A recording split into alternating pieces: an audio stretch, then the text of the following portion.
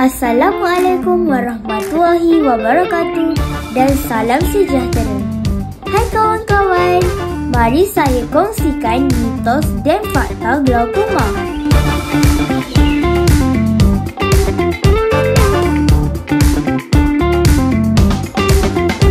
Hanya orang tua menghidap glaukoma. Ialah mitos.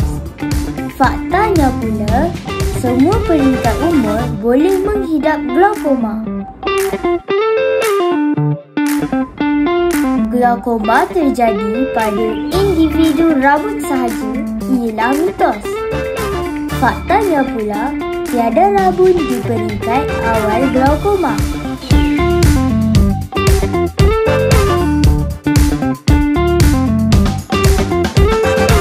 Sejarah keluarga ialah faktor utama berhidap glaukoma ialah mitos.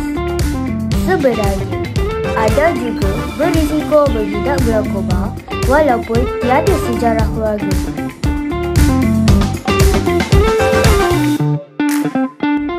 Kopi penyebab glaukoma ialah mitos.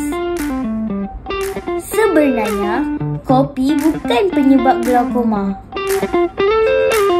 Semoga perkongsian saya memberi manfaat.